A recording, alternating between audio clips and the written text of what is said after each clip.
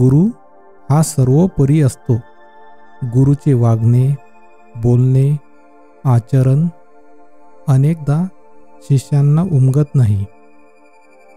गुरुने केलेली कृती शिष्यांना अचंबित करणारी असते. मात्र त्यातूनही गुरु आपल्या शिष्यांना उपदेश, संदेश, शिकवण देत असतात. गौतम बुद्ध आणि त्यांच्या शिष्यांबाबतही असेच घडले.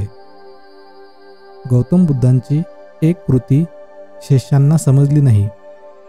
बुद्धांना याबाबत विचारले असता त्यांच्या उत्तरातून शिष्यांना मोलाचा संदेश मिळाला.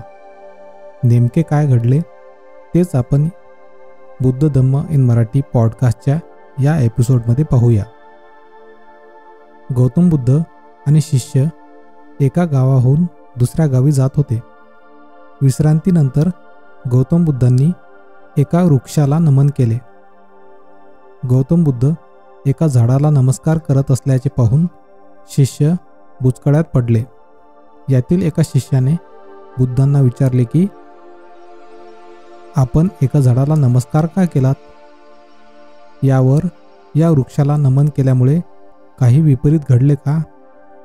असा प्रतिप्रश्न गौतम बुद्धांनी शिष्याला केला.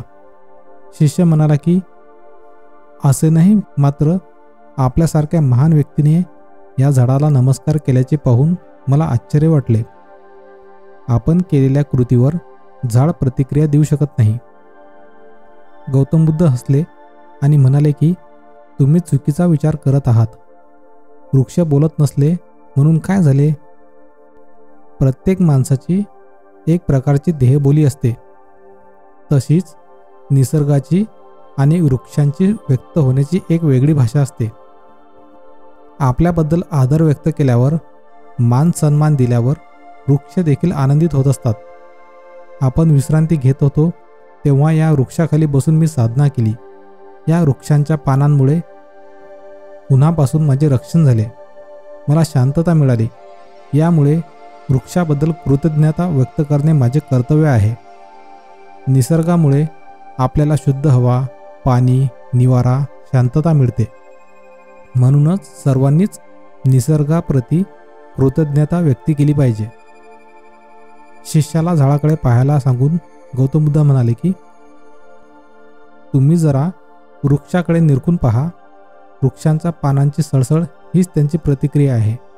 माझा नमस्कार वृक्षाने स्वीकारला असून पानाच्या सळसळीतून तो संवाद साधत आहे.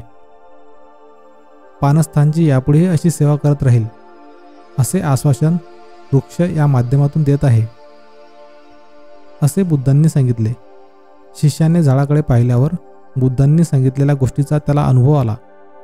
सर्व शिष्यांनी वृक्षाला मनापासून वंदन केले आणि पुढे मार्गस्थ झाले. मला आशा आहे की बुद्ध धम्म इन मराठी पॉडकास्टचा हा एपिसोड आपल्याला नक्की आवडला असेल. धन्यवाद.